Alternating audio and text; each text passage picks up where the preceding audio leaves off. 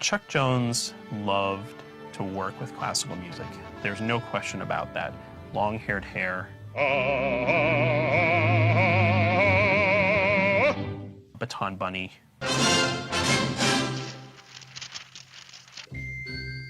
Rabbitsville, of course. He likes to play with the music that people know. Rossini, Liszt, Wagner, Mendelssohn, von Suppe.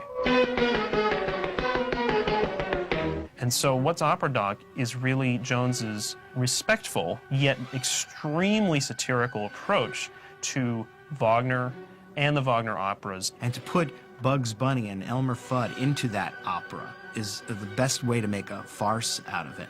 And what's great is the basic premise of the opera in the film is the basic premise of the first Bugs Bunny cartoon, which is Elmer Fudd chasing a rabbit. Be very quiet. I'm hunting rabbits.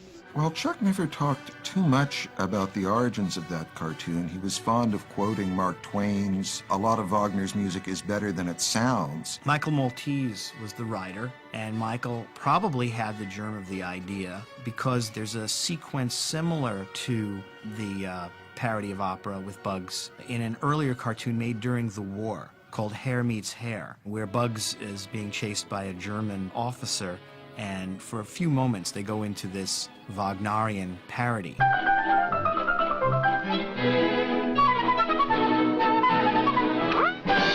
Michael Maltese wrote that earlier cartoon, and Friz Freleng directed that film. So I think that Mike Maltese had an idea to expand on that more. And some of it is spoofing Disney.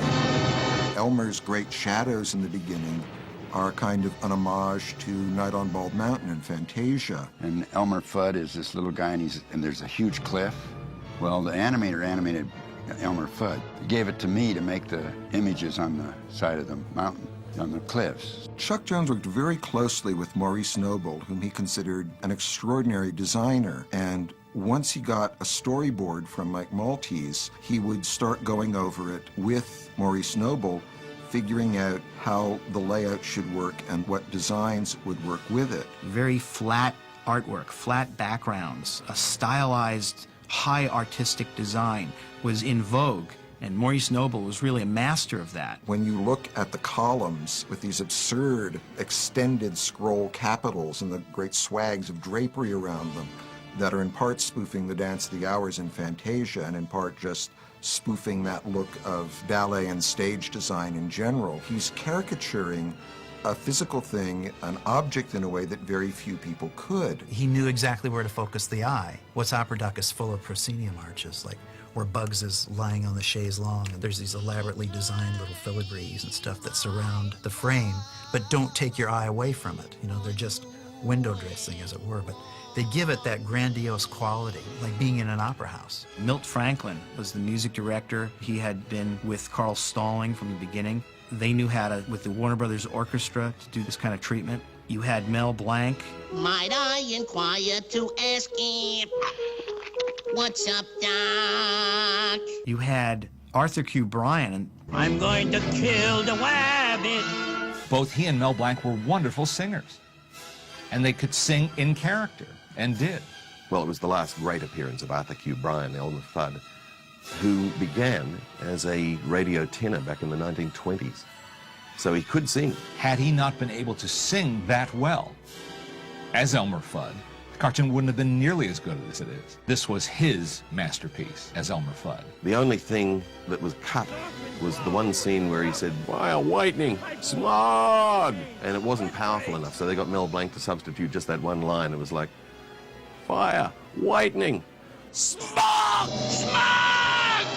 You know, the way Mel Blanc could do it. They were both excellent actors and came out of radio, but it's also very clear that when they had someone like Chuck Jones directing them, he brought out the best in their acting. Bye!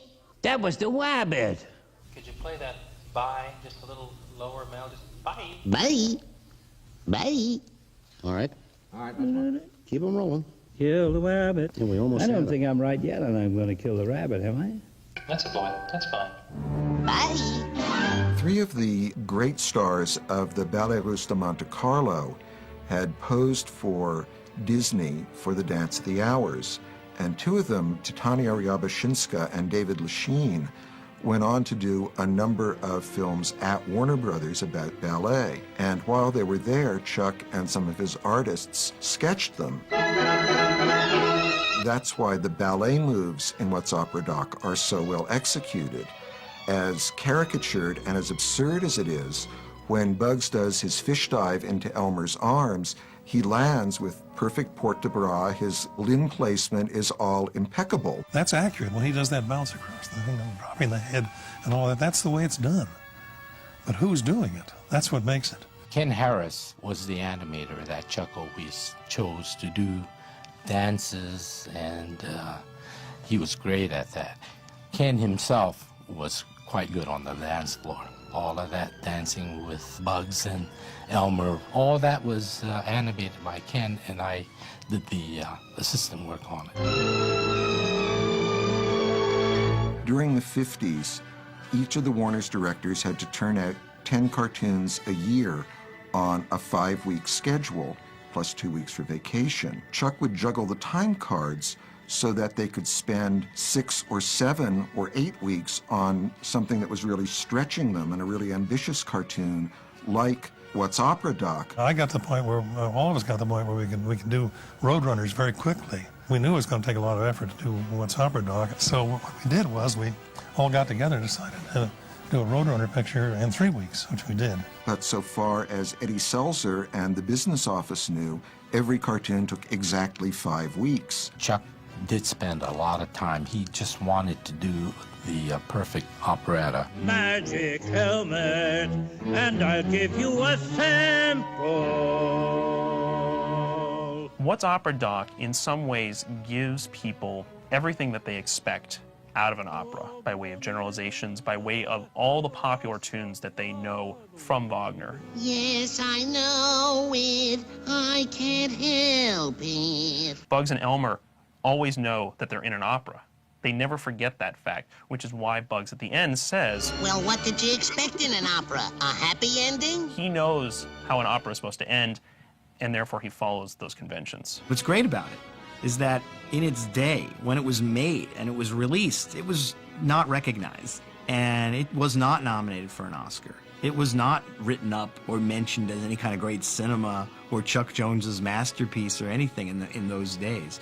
It was subsequent television viewings of the film and an appreciation really by the younger generation, looking at the body of work of Warner Brothers cartoons that really pulls that one out as really something special. At the time we work on these cartoons, we're never really too sure what the acceptance will be, because you're just sort of trudging away at the drawing board.